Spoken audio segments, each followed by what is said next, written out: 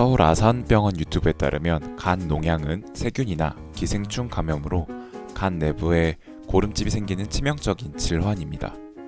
주로 60에서 70대에서 발현되며 발열, 오한, 상복부 통증, 무기력증으로 나타난다고 합니다. 면역력 저하 시 장내 세균이 간으로 이동해 발생하며 방치하면 위험하므로 영상검사, CT 혹은 초음파 이후 항생제 치료와 배액술로 고름을 제거해야 한다고 합니다. 안녕하세요. 존재만으로 의미 있는 게이리얼 라이프 게릴라의 운파입니다. 그간 건강히 잘 지내셨나요? 컨디션이 안 좋아서 편집이 차일피일 미뤄지다가 결국 1주년을 기념하여 휴방까지 하게 되었는데요. 팟캐스트를 그만두지 않는 이상 정해진 시간에 꾸준히 업로드하려고 마음 먹었었던 처음의 다짐과는 다르게 결국 쉬는 시간을 가지게 되어버렸습니다. 기다려주셨을, 그리고 게릴라가 삶의 하나의 루틴이셨을 청취자분들께 우선 죄송하다는 말씀을 먼저 드립니다. 직접 송출하기 전에는 여러 팟캐스트를 주기적으로 챙겨 듣는 청취자였다 보니까 호스트의 개인 사정으로 방송이 쉬어갈 때 혹은 시즌 오프로 다음 시즌 준비 기간까지 잠시 쉬어갈 때마다 머릿속으로는 사실 이해는 되죠. 그리고 호스트분들이 너무 좋기 때문에 기다리게 되지만 사실 제 개인적인 삶의 루틴이 깨지는 거, 그리고 항상 업로드되는 시간만을 기다렸었는데 그런 삶의 큰 재미가 사라졌다는 사실 때문에 그런 것들이 너무 안타까워 했었거든요. 그래서 내가 만약에 팟캐스트를 송출하게 된다면 쉼 없이, 시즌제 없이 꾸준히 업로드 해야겠다라고 생각을 했었습니다. 그런데 일이라는 게, 사람 일이라는 것이 참 마음만으로는 안 되는 것 같습니다. 이제 휴방 공지를 올렸을 때의 상황을 먼저 사실 말씀을 드리면서 왜 휴방을 할 수밖에 없었는지에 대한 자세한 이야기, 그리고 휴방을 하는 기간 동안 과연 운파인 저는 어떻게 지냈는지에 대한 근황 토크를 하면서 다시 앞으로 열심히 꾸준히 올리도록 하겠다는 어떤 휴방 복귀에 대한 이야기들을 이번 에피소드에서는 진행을 해보고자 합니다. 혹시 다른 게스트를 기다리셨거나 아니면 진행하고 있었던 프로젝트였죠. 식성탐구의 새로운 에피소드를 기대해 주셨다면 잠시만 이번 편만 잠깐 조금만 더 기다려 주시고 다음부터는 다시 올리도록 할 테니까요. 해서 왜 휴방을 할 수밖에 없었나, 인스타그램에도 업로드를 하긴 했는데요. 도대체 어떤 시간들을 보냈었는지에 대해서 간단한 기록을 남기고자 합니다. 그리고 이제 휴방을 결심할 정도로 사실 제가 진짜 정말 팟캐스트에 대한 우선순위가 매우 높거든요. 그런데도 불구하고 이것을 쉬어갈 수밖에 없었던 일이었기 때문에 나름대로 제 삶에 있어서의 어떤 하나의 방점이 되는 시간이지 않았을까라는 생각이 들어서 시간대별로 좀 정리를 하고 어떤 생각을 했고 어떤 일들을 겪었는지에 대해서 아카이빙을 해보겠습니다. 아마 인트로를 주의 깊게 들어주셨다면 제가 어떤 질환으로 병원을 입원하게 되었는지 아셨을 텐데요. 일단 구체적인 질환 이름은 간농양입니다. 간농양이 그냥 간에 염증이 생기는 거예요. 사실 간이라는 것이 이제 막 간 때문이야 라는 노래도 있고 면역을 담당하는 매우 큰 기관이거든요. 그래서 애초에 이 간 기관은 되게 높은 면역 체계를 가지고 있습니다. 그래서 이 간은 혈액 속에 있는 여러 병균들, 세균들 아니면 여러 오염 물질들을 필터링 해주는 매우 중요한 기관인데요. 근데 이제 저의 컨디션 이슈, 여러모로 사실 뭐 수면 부족이라든지 아니면 밥을 잘 못 챙겨 먹는다든지 같은 느낌으로 면역력이 박살나 있었던 상태였었나 봐요. 그래서 절대 생기면 안 되는, 그리고 자연적으로 치유가 되지 않는 염증이 간에 생겨버렸습니다. 이걸 치료할 수 있는 방법은 만약에 간의 농양 자체가 되게 크게 자리 잡고 있으면 튜브를 삽입해서 삽관해서 이제 자연스럽게 배농이 되고 그 배농이 되는 빈 공간이 채워질 때까지 항생제를 투여하면서 기다려야 되는데요. 애초에 간이라는 기간 안에는 큰 혈관이 지나가지 않다 보니까 항생제가 직접적으로 닿을 수 없어서 회복이 되는 데까지 오랜 시간이 걸린다고 합니다.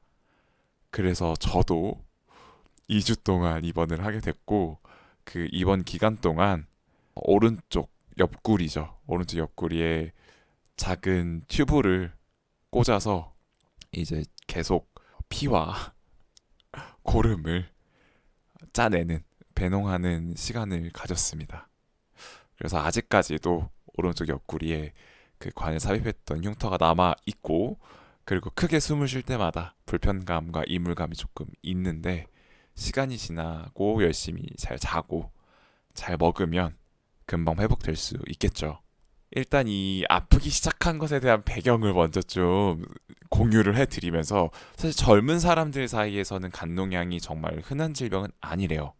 약간 폐렴처럼 면역력이 되게 저하되어 있는 고령층이나 아니면 이미 질병을 안고 계시는 분들, 더 나아가서 어떻게 생각하면 좀 미인한 말일 수도 있는데 흔히 개발도상국 병이라고도 하더라고요. 위생 상태가 좀 안 좋고 영양 상태가 안 좋은 그런 환경에서 많이 발생하는 현상이라고 하는데 그러게요. 그거를 제가 걸려서 고생을 좀 했습니다. 그래서 저에 대한 제가 겪었던 증상에 대해서 남길 테니 혹시 절대 그래서는 안 되겠지만 듣는 청취자분들께서도 비슷한 증상이 있다. 근데 그 원인을 잘 못 찾겠다 하면 간농양인가에 대해서 한 번 정도는 알고 계시면 혹시 모를 위험에 대한 대처를 할 수 있지 않을까라는 생각을 하는데요. 일단 제가 젊기 때문에 동네 내과에 방문했을 때 절대 간농양이라는 생각을 못 하셨어요. 의사 선생님께서.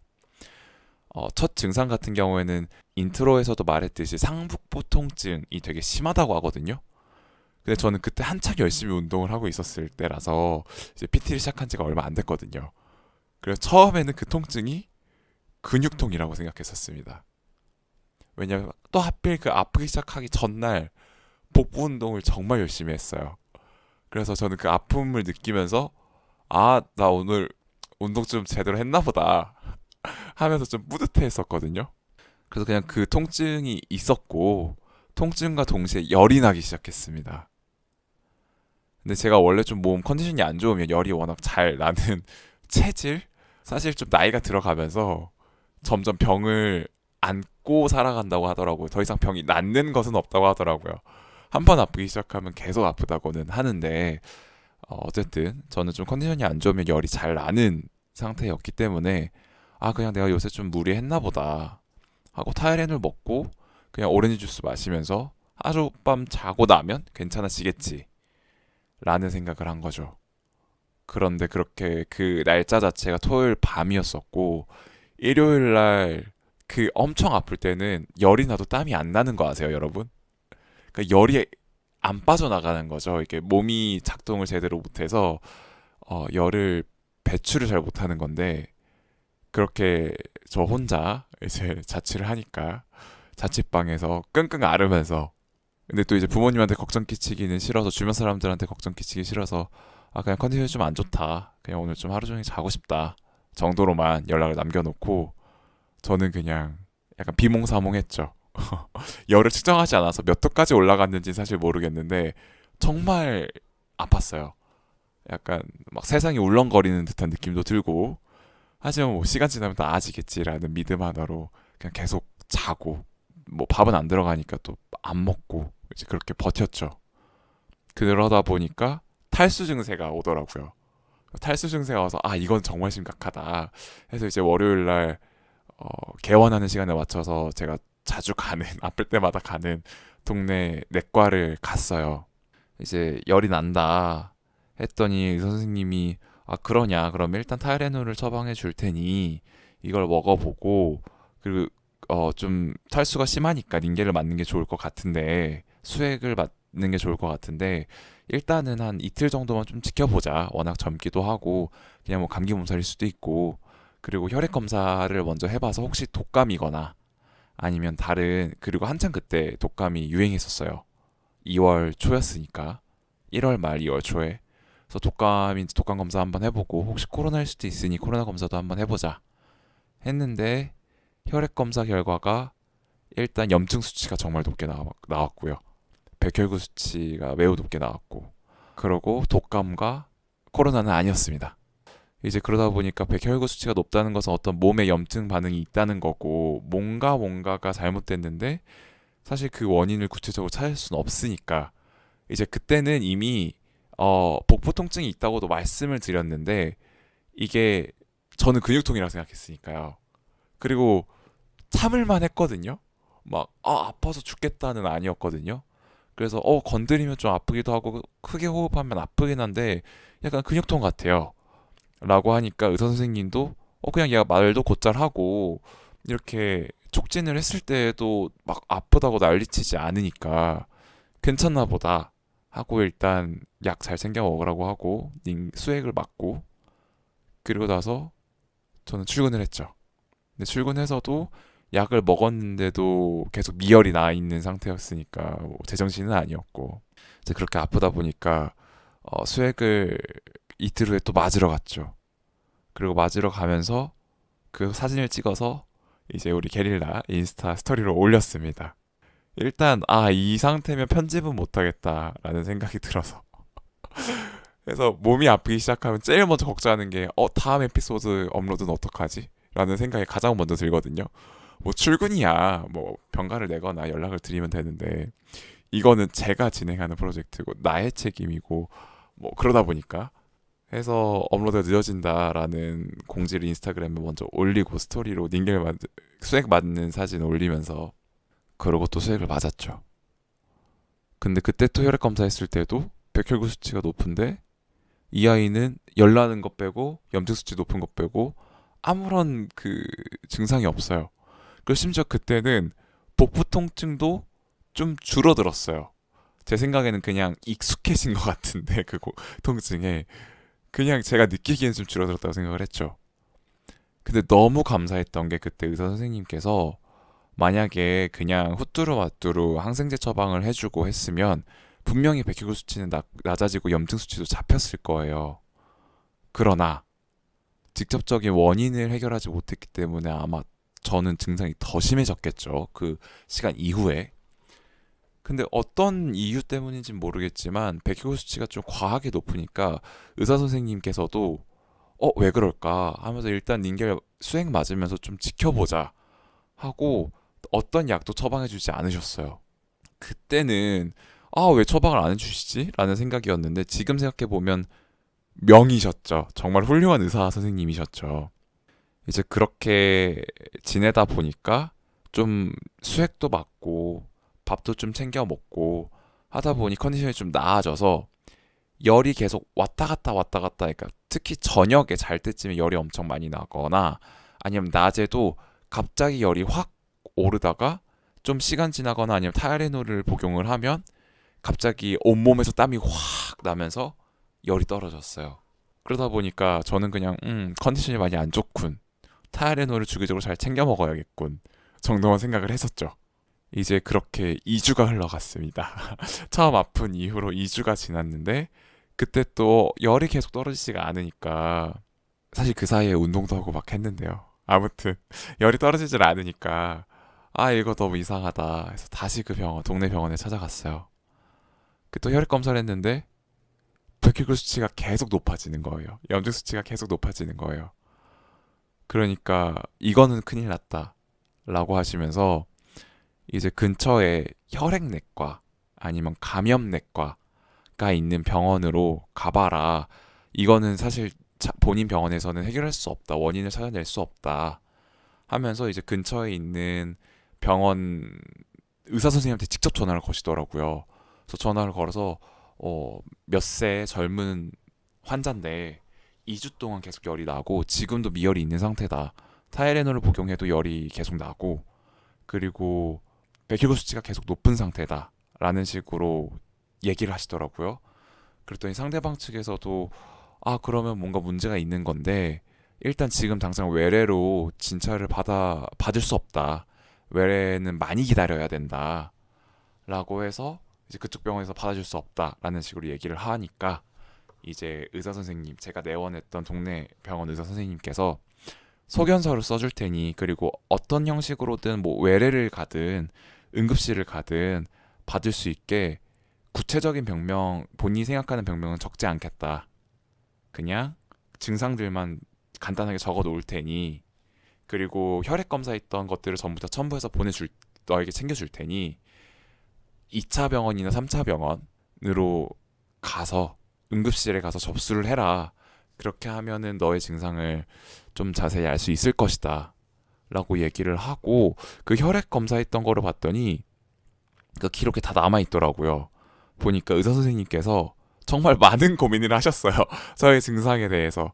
처음에는 그냥 간단한 혈액 검사만 했고 두 번째는 그래도 염증 수치가 계속 있으니까 혹시 만성적인 염증이 있는지 해서 류마티스 관절염 검사도 하셨더라고요. 저는 몰랐어요. 근데 그걸 보고 알았어요. 그러니까 제가 드물긴 하지만 계속 만성적인 염증을 유발하는 류마티스 관절염이 이 사람에게 있는 건 아닐까라는 식으로 또 검사도 하시고 뭐 정밀 혈액 검사도 해서 뭐 다른 수치들도 좀 보시고 했는데 제가 정말 정말 신기하게도 그러니까 건강하고 젊었던 게 오히려 진짜 진료를 보는데 그리고 증상을 해석하는데 혼돈을 줬던 것 같아요. 혼란을 줬던 것 같아요. 그러니까 간 농양이 있으면 사실 보통 간 수치가 떨어진다고 하거든요. 근데 저는 간 수치가 떨어지지가 않았어요. 그러니까 농양이 있는데 그 주변에 있는 간 세포들이 정말 열심히 일을 했었던 거죠. 그래서 정말 제가 가지고 있는 증상은 열이 계속 나는 거 그리고 염증 수치가 높은 거 진짜 딱 두 가지밖에 없었어요. 근데 이 정도 되니까 이거 좀 큰일 났나 보다 라고 그제서야 제가 좀 경각심을 갖게 됐어요. 저는 그냥 약 좀 먹고 좀 잘 자고 잘 먹으면 금방 나을 수 있을 거라 생각했거든요. 이제 그렇게까지 좀 일이 커지니까 가족들한테 연락을 할 수밖에 없었죠. 이제 가족들한테 연락을 했더니 난리가 나셨어요. 이제 부모님이 난리가 나셔서 아버지한테 연락을 했더니 그러면 큰 병원 가라고 했으니까 그러면 서울대병원을 가라. 큰 병원은 무조건 서울대병원이다. 해서 응급실 가서 뭐가 됐든지 간에 일단 그 소견서가 있으니까 제출하고 입원을 하게 되더라도 거기로 가라. 라고 했고 이제 어머니나 다른 가족들 같은 경우에는 서울대병원은 진료 거부 당할 가능성이 매우 높다. 그리고 입원을 하게 되더라도 워낙 큰 병원이고 워낙 많은 환자들이 있기 때문에 여러모로 쉽지 않을 것이다 해서 어디를 가야 될까가 고민이 된 거죠. 그리고 심지어 사실 저는 진료 거부 당할 거라고 생각했기 때문에 왜냐면 잘 걷고 잘 생활하고 약 먹으면 열 내려가니까 그리고 요새는 그렇게까지 진료 거부가 많이는 없다고는 하는데 어쨌든 막 최근에는 뭐 의료 파업 이슈로 인해서 심지어 그 구급차도 뺑뺑이 돌고 막 이런 기사들이 되게 많았었잖아요. 그래서 저는 당연히 의료 거부 당할 줄 알고 그냥 괜찮습니다 하고 응급실 가도 별일 없을 거라고 생각했어요. 그런데 혹시 모르니 일단 입원할 짐을 싸서 서울로 올라와라 가 된 거죠. 이제 그때쯤 되니까 이제 갑자기 제가 경각심이 확 들면서 나 자칫 잘못하면 입원할 수도 있겠다 라는 생각이 그때 든 거죠. 그래서 짐을 싸기 전에 가장 먼저 했던 게 마이크를 잡고 휴방 공지 올리기였습니다. 그렇게 해서 휴방 공지 녹음을 했고요. 그때까지만 하더라도 저의 상태에 대한 심각성이 없었기 때문에 일단 입원을 한다라는 식으로 얘기는 했지만 그때까지도 저는 입원할 거라고 생각하지 않았어요. 그냥 좀 진료를 좀 오래 받고 뭐 수액 주사도 좀 맞고 해서 어떻게 보면 요양을 해야겠다라는 생각이었죠. 그렇게 해서 구체적인 병원명을 말씀드리지 않겠지만 다른 대학 병원으로 갔습니다. 해서 응급실로 갔고요. 접수를 했고요. 그냥 간단한 체크를 하고 그 소견서를 봤어요. 그랬더니 저는 인지하지 못했는데 생각보다 염증 수치가 많이 높았나 봐요. 그리고 보통 이제 응급실에서 접수하시는 분들은 제 생각에는 레지시거나 잘 모르겠어요. 그 되게 젊으신 분이었고, 그래서 뭐 이런저런 질문을 하시는데 계속 갸우뚱 하시는 거예요. 열 있으시죠? 그래서 쟀는데도 그때도 열이 있었고, 뭐 따로 아픈 증상 있으신가요? 했을 때 오른쪽 옆구리 쪽이 아프긴 한데 그냥 근육통 같아요. 라고 하니까 그분도 계속 갸우뚱. 그럼 알겠습니다. 잠시만 기다려주세요. 하고 다른 의사 선생님한테 가서 확 얘기를 하시는 게 보이더라고요. 근데 다른 의사 선생님이 지금 알고 봤더니 대빵 선생님이셨어요. 그 응급 의료과 가장 상단에 계시는 대빵 교수님이셨던 거죠. 이제 그랬는데 갑자기 저한테 오셔가지고 일단 들어오셔라 해서 응급실로 들어갔습니다. 들어가서 먼저 수액을 맞았어요. 수액을 맞으면서 피 검사도 하고 뭐 이런저런, 어쨌든 사실 혈액을 되게 많이 뽑아갔거든요. 그래서 그때까지만 해도 별 생각 없었어요. 검사 받을 수 있어서 너무 다행이다. 이제 독감 없고 코로나 없고 이런 것도 다 이미 그 소견서에 써 있었기 때문에. 근데 아마 그것도 검사 다시 하신 것 같기는 해요. 이제 그렇고 이제 혹시 폐에 뭐 기흉이나 뭐 이런 게 있는지를 확인하려고 엑스레이만 간단하게 찍었죠. 그런데 제 생각에는 여러 가지 결과를 보고 간농양을 의심하셨던 것 같아요. 역시 대학병원. 그래서 갑자기 그 조영제를 맞고 CT를 찍어보자고 하시더라고요. 근데 그때까지만 하더라도 저는 계속 열이 났기 때문에 정신이 없어가지고 베드에 누워가지고 예, 알겠습니다. 네, 괜찮습니다. 알러지 없습니다. 하고 조영제를 맞고 CT를 찍었더니 맙소사 바로 잡아냈어요. 간농양이고 사이즈가 가로 6cm, 세로 5.5cm, 그리고 크게 똥 약간 구형으로 있었고, 사실 그게 사이즈가 많이 큰 거래요. 그래서 이제 CT 결과를 직접 보여주셨어요. 이거 같이 보면서 얘기하는 게 좋을 것 같다라고 하면서 이제 그 컴퓨터로 데려가시더라고요. 해서 봤는데 이제 간 모양이 이렇게 보이더라고요. 너무 신기하게도. 그래서 간 모양이 보이는데 거기에 한 3분의 1 정도 되는 사이즈가 검은색으로 비어 있었어요. 그러니까 이 조영제를 했을 때 간 농양이 있는 부분은 그 조영제가 들어갈 수가 없어서 검은색으로 보인다. 그래서 이게 전부 다 농양이다. 그래서 입원을 하셔야 된다. 처음에는 진찰을 했을 때에는 아마 일주일 정도 입원을 하셔야 될 거다 말씀하셨는데, 그 얘기를 하고 제가 베드로 가고 한 10분 정도 있다가 그 10분 동안 계속 그 컴퓨터를 만지셨거든요. 그러니까 계속 보셨던 것 같아요. 10분 정도 있다가 그 대빵 교수님이 저한테 다시 오시더니 처음에 일주일이라고 말씀드렸는데 사이즈가 너무 커서 최소 2주에서 3주 정도 볼 것 같다 라고 하시는 거예요. 근데 그 말 듣자마자 머리가 아찔해졌죠. 출근 어떻게 하고 운동 어떡하지, 팟캐스트는 어떻게 하고, 약간 그 생각이 들면서 열은 계속 나서 정신은 없겠는데 약간 좀 절망적이었었어요. 입원을 해야 된다는 사실에. 그와 동시에 그래도 일단 원인을 알아냈으니까 치료가 가능하겠구나. 죽지는 않겠구나. 라는 생각을 했었습니다. 그래서 이 간농양이 사실 좀 위험한 이유 중에 하나는 증상 자체는 그냥 염증 나고 무기력하고 열이 나고 정도니까 간 농양 자체가 위험하지는 않아요. 그러나 이게 농이잖아요. 그러니까 화농성 여드름 같은 거잖아요. 간에 있다가 이게 점점 더 커지고 그러다가 외부에 뭔가 압박을 받아서 만약에 그 농양이 터진다 하면 그때 정말 큰 문제가 생기는 거더라고요. 심지어 입원을 해서도 치료를 받다가 그게 터져서 중환자실로 가는 경우도 있다고 하더라고요. 제가 후기도 열심히 찾아봤거든요. 또 거기 누워서 간농양이라는 거 알자마자 간농양은 뭐며, 간농양 시술은 어떻게 되며 막 이래서 막 네이버 블로그 후기 찾아보고 레딧에 또 막 물어보고 했었는데, 이게 배농을 하기 위해서 관을 꽂거나 아니면 이제 주사기로 그 안에 있는 농을 뽑아낼 수도 있대요. 사이즈가 작으면 그냥 주사기로만 찔러 넣어가지고 뽑아내는데, 아무튼 그러다가 이게 잘못 건드려서 이게 터진다 하면은 그 농이 안에 있는 장기로 다 퍼지는 거죠. 염증이. 그래서 복막염이 되면 그때부터는 정말 중환자거든요. 그때는 제가 알기로는 구체적으로 알지는 못하지만 개복을 해서 그 안에 있는 염증을 전부 다 씻어내야 되는 걸 알아요.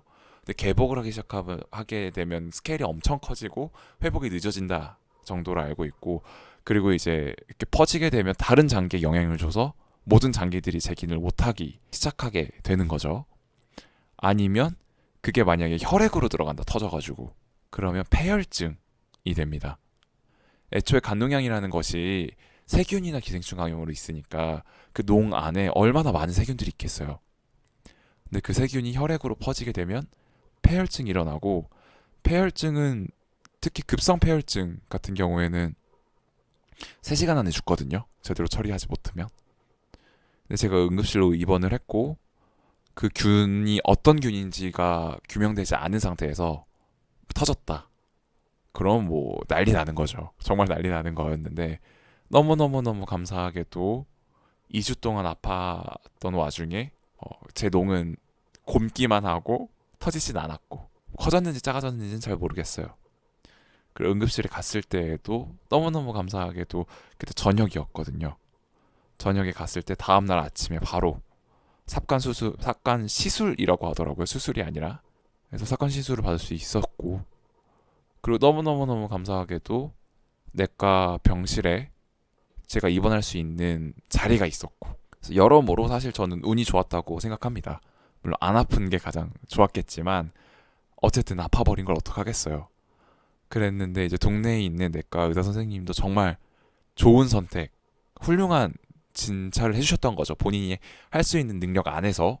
그래서 그냥 귀찮으니까 그냥 후뚜루마뚜루 항생제 처리할 수도 있었는데 책임을 지고 원인을 알아내고자 되게 많이 노력을 하셨고, 큰 병원을 보냈을 때에도 그 소견서를 잘 써주셔서 입원을 할 수 있었고, 입원을 했을 때에서도 대학병원에 어쨌든 자리가 있어서 다행히 여러모로 빠르게 치료를 받을 수 있었죠. 해서 이게 제가 이제 휴방을 하게 되고 입원을 하게 된 배경이고요.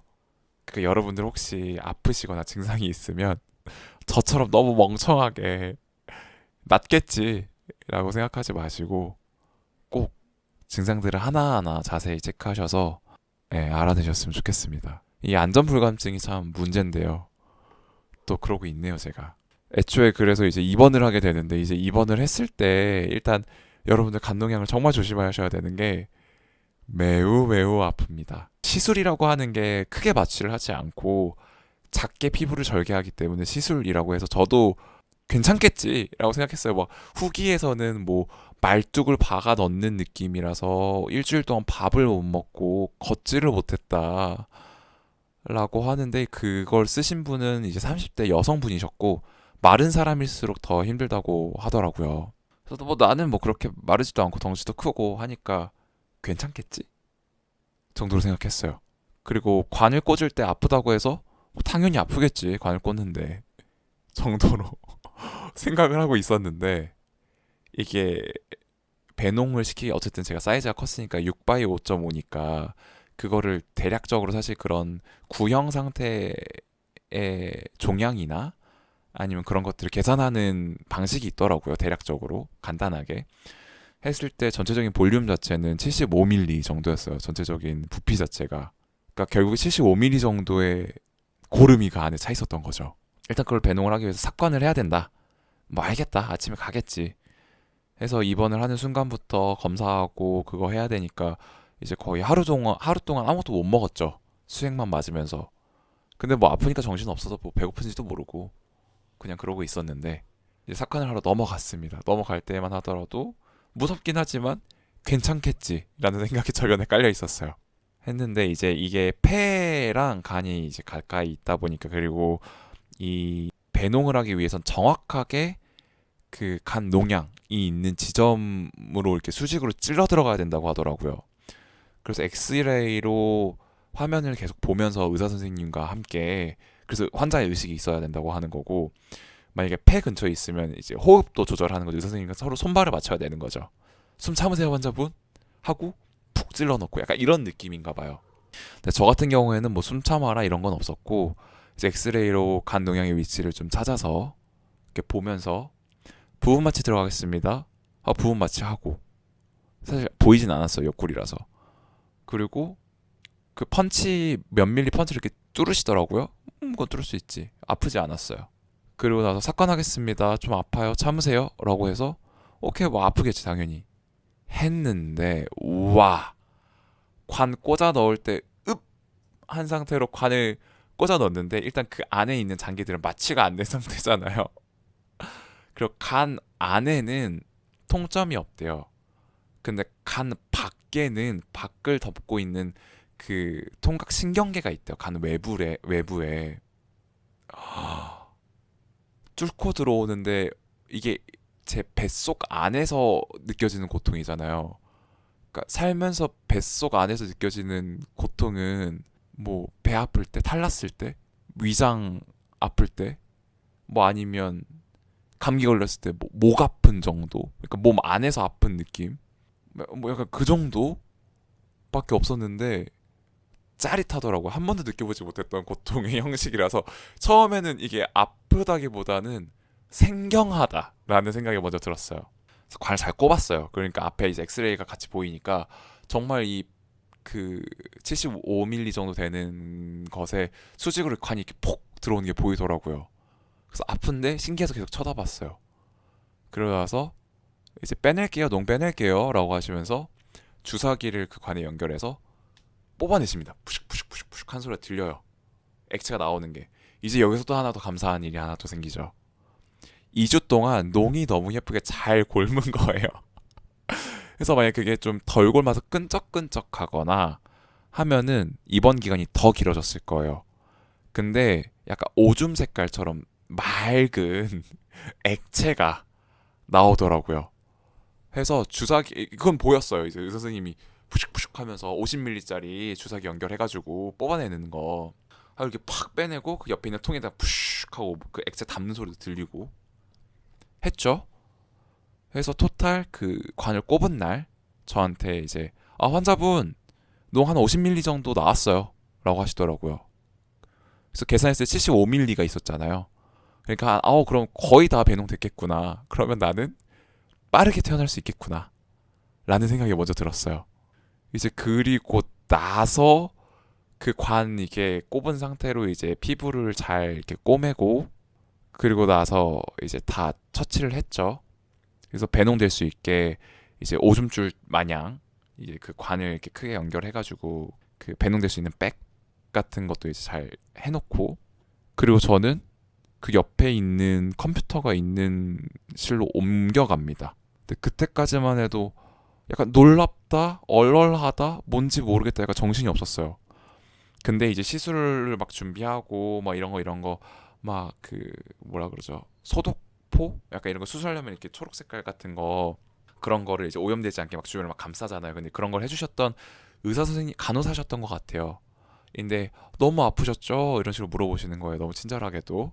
그래서 근데 아직까지는 좀 신기한 느낌이었어요. 근데 괜찮았던 것 같아요. 라고 하는데 근데 아마 이제부터 엄청 아프실 거예요.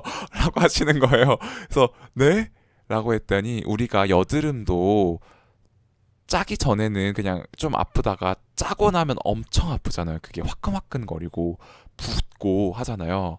지금 그래서 그 주사기로 억지로 압력을 가해서 배농을 시켰기 때문에 아마 더 아프실 거예요. 라고 하면서 저는 이제 살면서 항상 이걸 보는데 살면서 절대 받고 싶지 않은 수술과 시술 중에 하나가 간농양 배농이라고 관 꼽는 거라고 환자분들 아파하시는 거 보면서 저는 이거 시술 중에 받고 싶지 않은 3대 시술이라고 하시는데 그때까지 별 생각이 없었어요. 근데 이제 옆에 방으로 이제 저를 다시 환자실로 옮겨줄 그 도와주실 조무사분이 오시기 전까지 대기를 하고 그 사이에 또 이제 다른 환자분이 다시 또 이제 시술실로 들어와서 바로 다음 시술할 준비를 하시더라고요. 그리고 막 의사랑 간호사들은 막 그냥 막 얘기해요. 야, 너 어제 뭐 오프였는데 뭐 했어? 막 이런 식으로 막 얘기를 해요. 막 수다를 떨고 있어요. 근데 그때부터 갑자기 그 제가 간의 위치가 어딘지 몰랐는데 이번에 확실히 느꼈습니다. 화끈화끈하면서 이게 진짜 그 복근이 찢어지는 듯한 느낌이 들면서 안이 좀 꼬이는데 이게 어떻게 내가 뭐 할 수도 없고 힘을 준다고 해서 이게 안 아픈 것도 아니고 이 안에서부터 아프니까 내가 이걸 뭐 만져가지고 뭘 할 수도 없고 막 미치겠는 거예요. 너무 아픈 거예요. 그래서 이게 너무 아프면 계속 식은땀 나는 거 아세요? 그리고 배가 아픈데 이게 어떻게 할 수가 없으니까 정말 그 베드를 있는 힘껏 힘이 들어가더라고요. 그리고 나서 이제 네, 환자분 올라가실게요 하고 이제 조무사분이 저의 베드를 끌고 올라가는데, 근데 이제 조금 부끄러운 일이에요. 지금 생각해 보면 이제 너무 아프니까 막 온몸에 막 힘이 들어가는 거죠. 막 온몸이 막 비틀리는 거죠. 그래서 아무튼 막 그러면서 온몸을 비트는데 이게 막 참으려고 해도 눈물이 막 또르륵 나오더라고. 식은땀도 나고 눈물이 막 줄줄줄 나더라고요. 근데 또 이제 눈물 흘리다 보면 격해지는 거 아세요, 사람이? 그래서 하려고 하는데 숨을 들이쉬면 너무 아파. 그래서 호흡도 하 하면서 짧게 쉴 수밖에, 숨도 못 쉬고. 근데 아파서 호흡은 가빠지는데 숨을 못 쉬겠고 이게 미치겠는 거예요. 그리고 시술실이 2층이었고 제 병실이 6층이었어요. 그리고 시술실을 지나가는데 이제 외래 환자분들이 엄청 많더라고요. 이제 그걸 잠시만 지나가겠습니다 하면서 사람들이 저를 쳐다보는 게 느껴지는데, 너무 아프지, 용은 쓰지, 눈물은 나지, 정신은 없지. 정말 최악이었어요. 이제 그 와중에 제가 너무 아파하니까 조무사분도 좀 당황하셔가지고 저를 빨리 병실로 옮겨야겠다고 생각을 하셨나 봐요. 그래서 되게 빠르게, 모르겠어요, 체감상 빠르게 이동했는데 병실 중간중간에 턱 같은 게 있었거든요. 근데 거기에 덜컹 할 때마다 와우, 짜릿했습니다. 드라이 오르가즘 느낄 뻔했어요. 그리고 나서 이제 병실 올라갔죠. 올라가서 환자분 베드로 옮기셔야 됩니다 라고 해서 하는데, 제가 너무 아파하니까 키가 한 175 정도 되는 좀 덩치 있으신 조무사분이셨거든요. 근데 그분이 저를 뭐 어떻게 좀 잘 해주겠다고 저를 들어서 옮겨주시려고 하는 거예요. 그래서 아니다, 저 이거 할 수 있다 하면서 눈물 잘 흘리면서 혼자 주섬주섬 일어나서 옆에 베드로 눕고, 눕자마자 또 아파가지고 막 하고 있고. 그러니까 간호사분이 이제 오신 거죠. 이제 환자분 오셨어요 했는데 제가 너무 아파하니까 진통제 빨리 놔드릴게요 이러면서 진통제 갖고 와서 놔주시고. 와, 정말 영겁 같은 시간이었어요. 근데 제 체감으로는 한 3분 정도 아팠던 것 같거든요. 근데 확인을 해보니까 진짜 10분 동안 용을 썼었고, 이게 진통제가 너무 현대의학, 현대과학 감사하다. 우리네 삶을 정말 영화롭게 한다. 진통제 맞고 한 2분 지났나? 이게 효과가 되기 시작하는 거예요. 살겠더라고요, 사람이. 와, 이게 고통이 없어지는 건 아니에요. 그리고 제가 약간 복부 운동했을 때 복근 엄청 아픈 그 느낌이라고 생각했잖아요. 이제 그냥 그 느낌만 좀 들고 살만한 거예요. 그리고 고통에 대해서 좀 더 정확하게 설명을 해드리자면, 지금 생각이 났는데, 여러분도 어렸을 때 밥을 급하게 막 먹고 운동장에 막 달렸을 때 그 배 엄청 아픈 거 알아요? 허리 못 펼 정도로 아픈 거? 약간 그런 느낌, 비슷한 느낌이었어요. 아무튼 그래도 진통제 맞고 좀 살만해지니까. 근데 그 와중에 숨은 크게 쉬면 아파서 크게 못 쉬겠고, 그렇게 뭐 잘 고통이 지나갔죠. 뭐 그 다음부터는 뭐 관 꽂고 생활하는 거 좀 불편하고, 일어날 때마다 아프고, 닌겔 꽂고 다녀야 되고, 그게 좀 불편했었죠. 그리고 지금 와서 생각을 해봤는데, 그때 아팠던 게 맞았던 것 같은 게, 그때 9시만 되면 너무 졸린 거예요. 그래서 9시에 자고 새벽 5시쯤에 바이탈 체크하러 오시거든요. 그래서 새벽 5시에 바이탈 체크하러 와서 깨서 그다음부터 이제 그냥 하루 종일 깨어있고, 약간 그런 생활을 계속 했었습니다. 그리고 고통은 여기서 끝나는 게 아니었어요.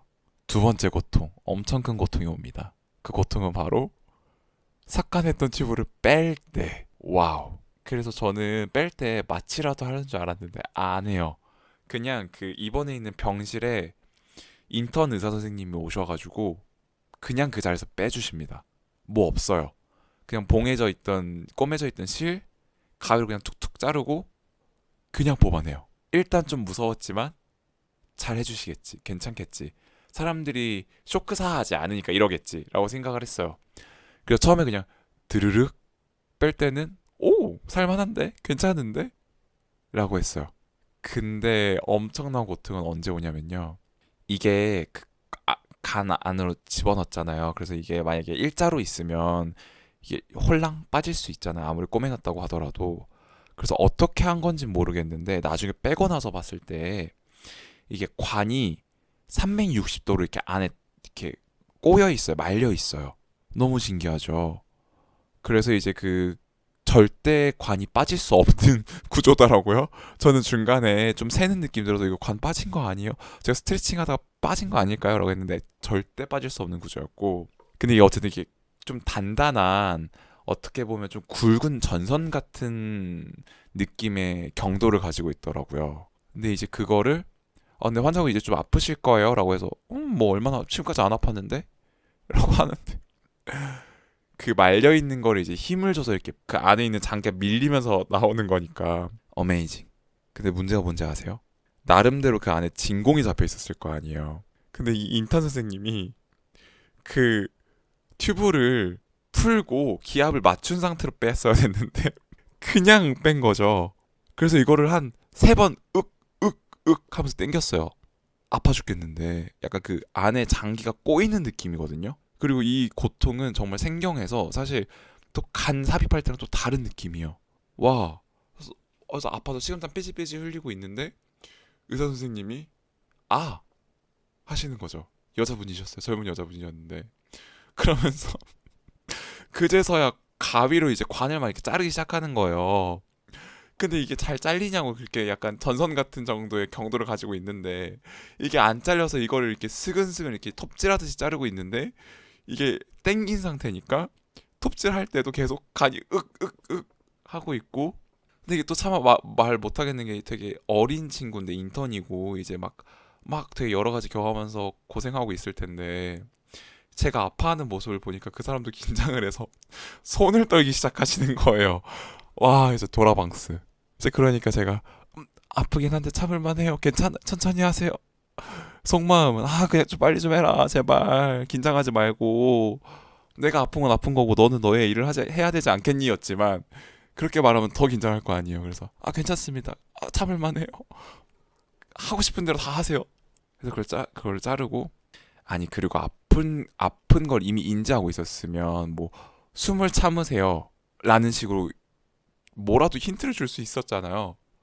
근데 제가 계속 아파하는 모습을 보이고 그걸 자르고 나서야 호흡 좀 참으시면 덜 아프실 거예요 라고 그제서 얘기해 주더라고요. 그럴 수 있어요. 괜찮아요. 인턴이잖아요. 배우겠죠. 그래서 흡 하고 참았을 때 윽 하면서 도르륵 하고 빼더라고요. 근데 또 그 와중에 너무 궁금한 거예요. 그 관이 어떻게 말려 있는지. 그래서 선생님한테 뺐을 때 자극이 되니까 숨 쉴 때 또 아프더라고요. 근데 선생님 죄송한데 저 이거 관 한 번만 만져봐도 돼요? 그래서 네 괜찮아. 근데 안에 있어서 좀 더러울 텐데요. 어차피 제 거니까 괜찮아요. 이러면서 만져봤을 때 전선 정도의 굵기를 갖고 있고 이 관이 이렇게 말려 있구나. 그거 보고 이제 그리고 이제 드레싱을 해주시려고 하더라고요. 이제 이거를 지혈 해서 그냥 밴드만 붙이더라고요. 애초에 그 뚫려 있는 부분이 그렇게 크지 않다 보니까.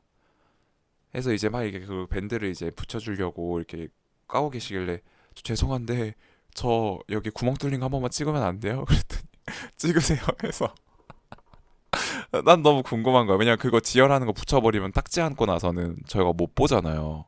그래서 입원해 있는 동안 너무 아픈데 시술하는 것도 궁금해서 계속 아픈데도 이제 눈 뜨면서 관 들어오는 것도 구경하고 관 빼는 것도 구경하고 뭐 그랬죠. 그래서 제 핸드폰에는 그 관이 실로 묶여서 제 피부에 정말 괴랄하게 꽂혀 있는 사진이랑 관 뽑히고 나서 옆구리에 구멍 뚫려 있는 사진 다 있습니다. 나는 뿌듯해요.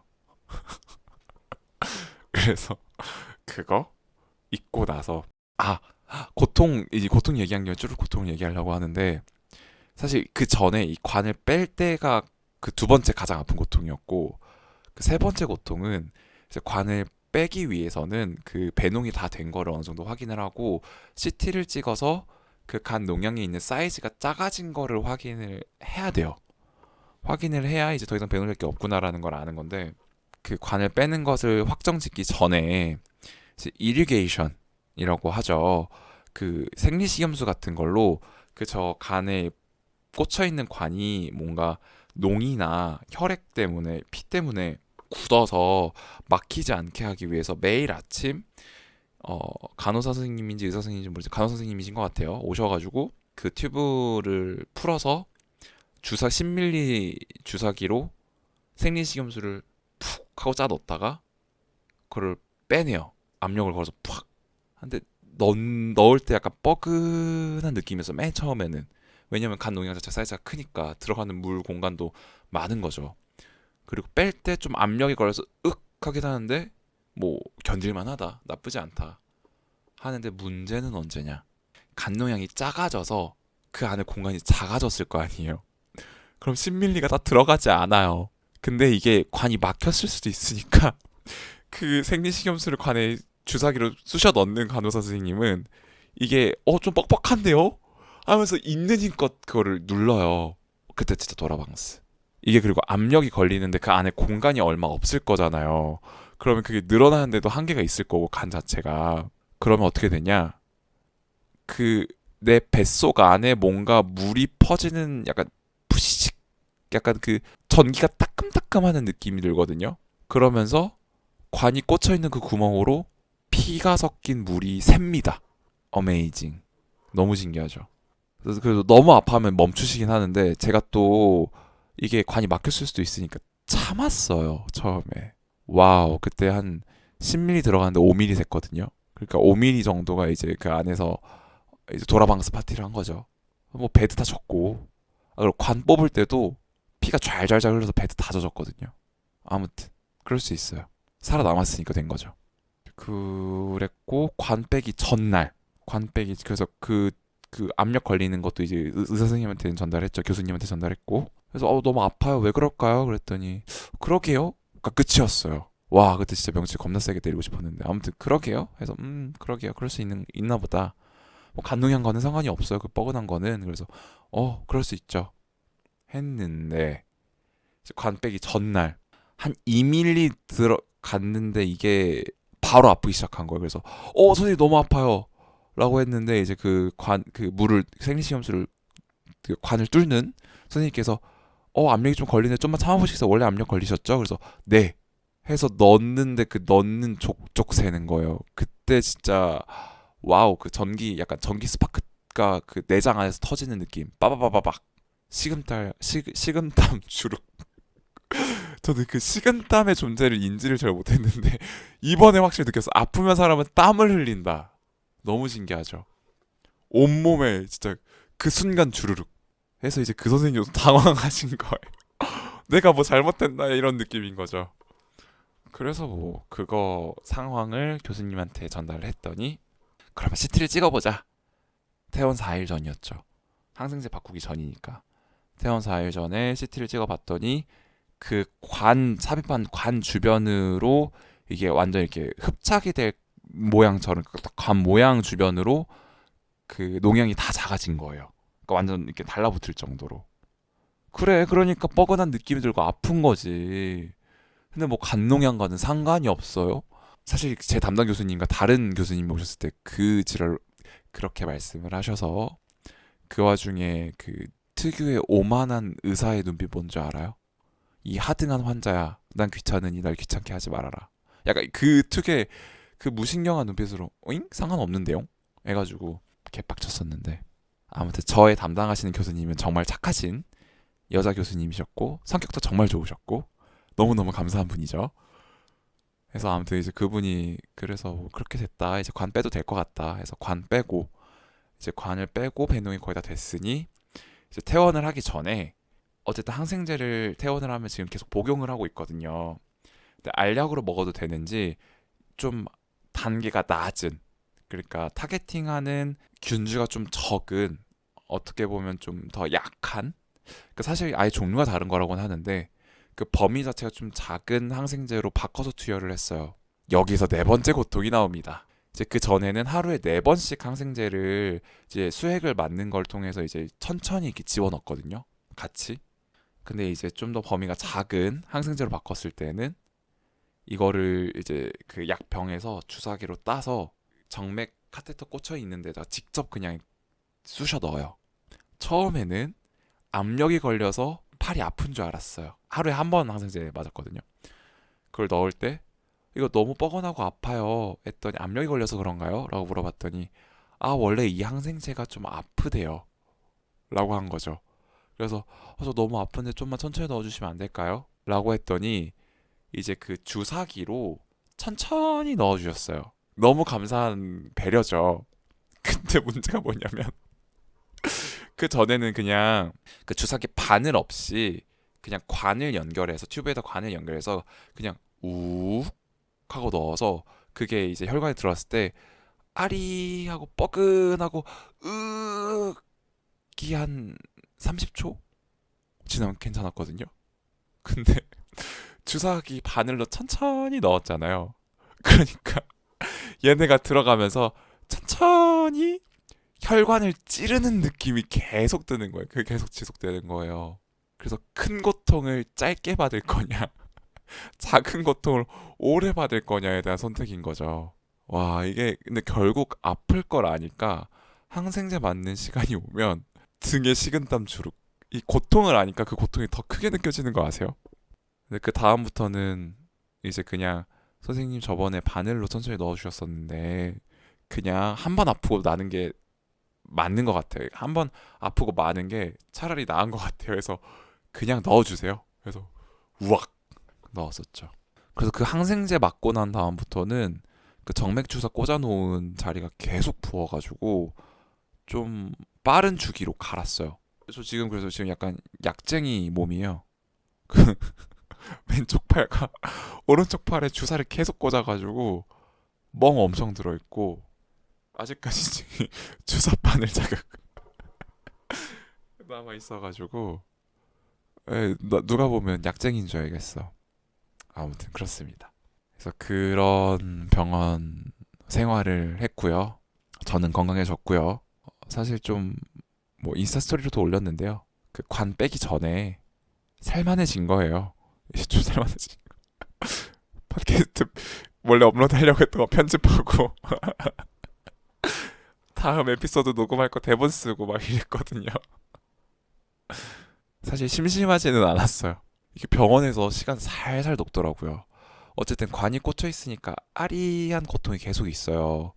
그러니까 그냥 멍 때리고 그냥 그 아픈 것만 그냥 이렇게 아프네 라는 생각만 하면 한 2시간은 그냥 후딱 지나가 있고 2시간 지나잖아요. 그러면 간호사 선생님이 오셔서 바이탈 체크를 하십니다. 혈압 재고 뭐 정맥 주사 맞은 데는 안 아프세요? 와서 붓기 확인하고 뭐 심전도 확인하고 체온 재고 하면서 이제 간단한 스몰 토크를 하죠. 몸 상태는 어떠신지 뭐 어쩌고저쩌고. 그리고 1시간 있잖아요. 밥 시간이에요. 밥을 또 잘 먹어야 되잖아요. 이게 처음에 24시간 넘게 공복을 했으니까 밥이 안 들어가더라고. 그래서 그거를 억지로 먹느라고 정말 고생했는데 아무튼 열심히 먹었어요. 정말 열심히 의식적으로 열심히 먹었어요. 그래서 밥 먹고 그 밥 먹으면 뭐예요? 배부르잖아요. 그래서 관 달랑달랑 들고 닌겔 드르륵 끌면서 병원 산책 밖에 못 나가거든요. 그래서 그냥 1층 외래 환자들 구경 좀 하고 그 환자니까 좋은 것 중에 하나는 드르륵 하면서 지나가잖아요. 그러면 다들 비켜주시더라고. 약간 모세의 기적처럼 홍해가 갈라지듯 그 싹 열어주세요.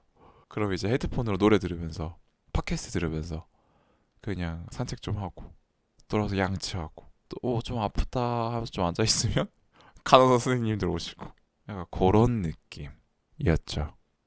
또 게이 리얼 라이프니까 우리 또 게이로서의 삶이 빠질 수 없지 않습니까? 제가 2주 동안 열이 났고요. 2주 동안 입원을 했잖아요. 이게 사람이 아플 때는 인지를 못하는데 관을 빼고 살만해지니까 제가 약 한 달 동안 자위도 못했잖아요. 와, 이 성욕이 바로 후악 올라오더라고요. 근데 제가 4인실 병동을 썼거든요. 뭐 어떻게 할 수가 없어요. 그 와중에 이제 저쪽 끝 사실 이것도 에피소드 되게 많은데 너무 길어지니까 한쪽 끝에 제가 2번 침상에 누워 있었는데 4번 침상에 누워 계신 환자분 남자 환자분 같은 경우에는 간 기능이 너무 안 좋아서 간 수치가 엄청 떨어지신 거예요. 그래서 심지어 제가 입원하고 얼마 안 있어서 집중 치료실도 갔다 오셨어요. 그러니까 밤에 그 수면제인데 그 약이 졸피뎀이라고 하더라고요. 근데 졸피뎀이 저는 되게 센 약으로 알고 있거든요. 마약성 그런 걸로 알고 있는데 근데 그 졸피뎀을 처방 받아도 아파서 밤에 잠을 못 주무세요. 계속 아, 아 계속 하세요. 그러니까 그 소리를 들으면서 어떤 그런 뭘 할 수 있겠어요. 그리고 이게 서로 커튼으로 있어서 간호사 선생님은 괜찮은지 랜덤하게 한 1시간 주기로 그 주기도 모르겠어. 그냥 가끔씩 그냥 커튼 이렇게 빼끔 쳐다보고 가세요. 그러니까 뭘 할 수 있겠어요. 밑줄팔짝 되겠는데. 그래서 제가 한 선택은 산책을 할 수 있다고 했잖아요. 그 1층이랑 2층에 특히 2층에는 사람이 별로 안 다니시더라고요. 그래서 거기 화장실에서 혼자 그때 좀 자괴감이 들었습니다. 이게 내가 뭐 하는 걸까? 이 성욕의 노예로서 이게 뭐 하는 걸까? 이게 없었으면 참 삶이 편했을 텐데 라는 생각이 들 정도로 좀 그러니까 뭐 가끔 이제 뭐 화장실 패티시나 화장실에서 하는 걸 좋아하시는 분들도 있다고 하는데 이 저는 이 밖에 사람들 눈치를 보면서 스스로를 위로하는 그 모습 자체가 현타가 왔다. 뭐 아무튼 뭐 그랬던 경험이 있고요. 그리고 나중에 19금 토크로 얘기할 텐데요. 병원 위치를 정확하게 말씀드리지 않은 이유는 그 병원에서 해프닝이 있었습니다. 19금 토크 할 만한 게 있었습니다. 이 모든 것은 관을 빼고 살만해졌을 때 벌어진 일이다. 네, 했었고 그리고 생각보다 병원에 남자 간호사분들이 많더라고요. 더티 스프레이 향기가 났던 그 남간, 그 광배가 떡 벌어졌던 그 멋있는 남 간호사분, 그분 덕분에 저의 병실 생활이 참 행복했거든요. 근데 이게 로테션이 도는지 복도에서 그분 목소리는 들리는데 분명히 제 담당이었던 시절이 한 3일 정도 있었는데 어느 순간 안 보이시더라고요. 그래서 병원 입원 기간 동안 그분이 저의 닌겔을 만져줄 때, 저의 정맥 주사를 만져줄 때, 나의 체온을 재줄 때, 나의 혈압을 재줄 때 참 행복했습니다. 이래서 근데 누가 봐도 되게 나이가 어려 보였어요. 이제 간호사 된 지 얼마 안 된 친구 같았는데 피부가 하얗고 생김새는 사실 좀 다르긴 한데요. 그 데니구 씨 아시나요? 데니구 씨? 그 약간 귀엽고 전형적인 감자상이시잖아요. 약간 데니구를 닮은 그 남간호사. 이제 와서 말씀드리지만 들으실진 모르겠지만 네, 게이는 아니신 것 같아요. 저의 게이더를 명확하게 피해 가셨어요. 절대 아니요. 말씀하시는 거나 말투는 사근사근 하세요. 근데 절대 아니다. 저거는 그냥 여초 사회에 오래 찌들어 있던 전형적인 이성애자다 라는 느낌이 드는 분이었는데 하지만 그의 굵은 손가락 그리고 그의 간호 카트 위에 올라가 있었던 그 프로틴 쉐이크를 넣을 수 있는 큰 스탠리 물병 그것조차도 참 매력적으로 보였다. 뭘 어떻게 해보겠다라는 마음이 들었던 건 아니지만 그의 존재를 보는 것만으로 나의 체온을 재주는 것만으로 행복했다. 그 더티 향이 났던 그 남간호사. 뭐 그런 이런저런 썰들이 있었고요. 해서 그렇게 2주 동안 엄밀히 따지면 총 4주 동안 많이 아팠고 그리고 치료를 받으면서 지금 많이 나아졌습니다. 이제 한 가지 문제점은 입원 전과 입원 후 몸무게가 많이 빠졌고요. 정말 삼시세끼 열심히 챙겨 먹었거든요. 근데 살이 빠지더라고요. 해서 역시 최고의 다이어트는 병 다이어트, 병원 다이어트. 근손실이 엄청났을 텐데 그래서 사실 저 퇴원하자마자 인바디 쟀거든요. 나의 근손실, 내 소중한 근육 알고 싶어서. 근데 이제 입원 전 바로 직전에 잰 건 아니지만 이제 아프기 전에 쟀던 한 달 전의 수치랑 비교해 보면 근육이 1.3kg나 빠졌더라고요. 이거 다시 또 만드는데 이게 내 소중한 근육들 이거 어떻게 오기야 금이야 오기야 이거 부등부등하면서 몸에 붙였던 근육들인데 아무튼 그랬고요. 지금 이제 최대 관건은 다시 아프지 않는 거. 분명히 한번 생겼으니까 재발의 가능성이 매우 수치적으로 막 높다고는 말씀 안 하셨는데 아무래도 사람 몸이라는 것이 한번 아프면 계속 아프지 않겠습니까? 해서 이제 다시 아플 것을 대비해서 잘 자고 스트레스 안 받기 참 쉽지 않은데요. 그래도 노력은 해봐야죠. 이제 하다못해 잠이라도 좀 잘 자고 밥이라도 좀 잘 챙겨 먹고 해야겠습니다. 그리고 지금 체력적으로 너무 떨어져서 조금만 움직여도 이게 너무 신기한 게 옛날에는 그냥 피곤하다 좀 졸리다 이런 느낌이 있었다면 지금은 약간 피곤한데? 라는 생각이 들면 진짜 스위치 오프 되듯이 뭔가 앉아있거나 좀 편안한 자세잖아요. 그럼 진짜 순식간에 블랙아웃 돼요. 진짜 그냥 확 잠들어요. 그리고 한 30분 자면 그냥 진짜 스위치가 누가 이렇게 딱 전기 코드를 꼽듯이 눈이 번쩍 떠져요. 그럼 또 다시 뭔가 생활할 에너지가 생기고 그래서 뭔가 좀 이런 활동을 하고 이제 다 끝나고 나면 또 약간 좀 피곤한데 싶으면 갑자기 확 잠들고. 그래서 뭐 여러모로 체력이 아직 회복이 안 되지 않았을까. 뭐 당연하죠. 이제 2주 동안 거의 누워 있기만 했었는데 대부분 당연히 체력이 떨어졌을 거라고 생각을 하고, 그래서 천천히 건강한 거 잘 챙겨 먹고 하면서 건강을 회복해서 다시는, 두 번 다시는 우리 게릴라 팟캐스트 업로드 시기가 늦어지는 일이 있어서는 안 되겠다. 휴방하는 일은 있어서는 안 되겠다. 라고 다짐을 하고, 그리고 아픈 게 확정이 되고 입원을 할 수도 있다는 생각이 들었을 때 가장 먼저 하는 것이 휴방 녹음이라는 것을 알아주셨으면 좋겠다. 저에게 저를 들어주시는 청취자분들의 의미가 그렇게 크다. 나의 우선순위에 선생님들이 꽤 높은 곳에 자리에 있다는 것을 믿어주셨으면, 알아주셨으면 좋겠고요. 그리고 이제 스토리로 올렸을 때 저에게 쾌차하시라 라고 메시지 주신 여러 청취자분들께 정말 정말 정말 감사하다는 인사 다시 드립니다. 그 병원에서 그 메시지를 받았을 때 사실 좀 늦게 확인했어요. 왜냐하면 공지를 올리고 나서 핸드폰 자체를 잘 못 봤거든요. 근데 나중에 확인을 했을 때 그 마음이 얼마나 감사한지. 그래서 내가 맞아. 이렇게 청취자분들과 만날 수 있는 기회가 있었음에 너무 감사하다. 그리고 나의 이야기들을 별것도 아닌데 꾸준히 찾아주시고 들어주시는 것들도 정말 감사하다 라는 것을 많이 느꼈고, 사실 감사하다라는 말을 너무 많이 해서 가식적으로도 들리고 어떻게 보면 의미가 없게도 다가갈 수도 있겠는데, 하지만 정말 정말 정말 감사했다라는 것을 알아주셨으면 좋겠습니다. 해서 저 진행하고 있던 프로젝트가 있었죠. 그래서 그 식성탐구 삐삐엠뽀뽀님과 녹음했던 에피소드가 있어요. 그것도 벌써 한 달 전인 건데 이제 그것도 이미 편집은 다 병원에서 끝냈으니까요. 지금 거 먼저 업로드하고 다음 주는 다시 식성탐구로 여러분들을 찾아뵙도록 하겠습니다. 항상 건강하시고요. 잠 정말 중요합니다. 최소한 7시간 정도 주무시고 몸에 안 좋은 거, 기름진 거, 너무 단 거 주의하시고 건강하고 맛있는 거 제때 규칙적으로 잘 챙겨 드셨으면 좋겠습니다. 그래서 저희 존재함만을 의미 있는 게이 리얼 라이프는요, 매주 월요일, 다시 여러분들을 매주 월요일 정해진 시간에 꼬박꼬박 찾아가도록 하겠습니다. 혹시 업로드가 늦어지거나 이렇게 급작스럽게 입원을 하게 되는 경우, 아니면 제가 그래서는 안 되겠지만 다시 아플 확률이 매우 높거든요. 그래서 다시 아프게 되는 경우에는 인스타 스토리로 먼저 상황을 가장 먼저 알릴 테니까요. 확인하시고 업로드가 어떻게 되는지, 아니면 운파인 저의 상태는 어떤지에 대해서 알아주셨으면 감사하겠습니다. 그리고 저희 또 소통하는 창구가 있습니다. 해서 댓글로도 팟빵, 스포티파이, 그리고 애플 팟캐스트 같은 경우는 댓글을 남기기가 정말 어려운 플랫폼이라서 사실 스포티파이랑 팟빵을 사용하시는 걸 더 추천드리는데요. 짧은 글로 남기는 것이 너무 아쉽다라고 하면 저희 공식 이메일이 있습니다.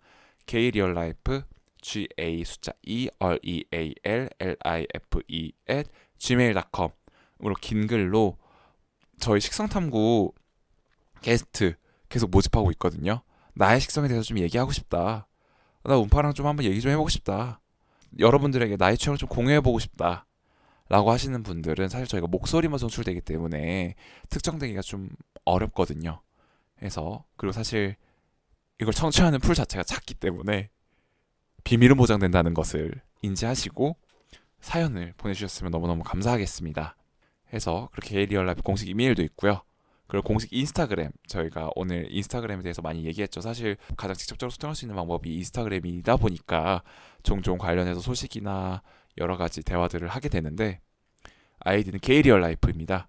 GA 숫자 2 REALLIFE 검색하시면 찾으실 수 있으니까 팔로우하시고 관련된 소식 받아보시면 좋겠습니다. 여러분들 정말 첫째도 건강, 둘째도 건강, 건강을 잃으면 아무것도 의미가 없더라고요. 그래서 병원에 있으면서 또 여러 가지 과연 나는 늙었을 때 나를 병간해줄 사람이 있을 것인가 라는 생각이 들면서 좀 살짝 우울해지기도 하고, 그래서 관련해서 이런저런 생각도 많이 하고 했었는데, 일단은 간단하게 제가 왜 휴방을 할 수밖에 없었는지에 대해서 먼저 이야기를 해봤고요. 차후에 기회가 닿는다면 병원에서 들었던 생각들, 아니면 느낌, 그리고 뭔가 삶을 다시 되돌아보게 되는 시간을 가졌거든요. 이렇게까지 제가 태어나서 길게 입어을 했던 게 처음이었었기 때문에 네, 뭐 나름대로의 또 시간을 가졌는데요. 그래서 관련된 이야기들은 차차 기회가 닿는다면 게릴라를 통해서 팟캐스트를 통해서 풀도록 하겠습니다. 공유하고 여러분들의 생각도 정말 궁금하거든요. 해서 댓글과 소통해 주셨으면 너무 감사하겠습니다. 그래서 지금까지 존재함만을 의미 있는 게이리얼 라이프 게릴라의 음파였고요. 다음은 다시 식성탐구로 여러분들을 월요일 날에 찾아뵙도록 하겠습니다. 감사합니다. 건강하세요.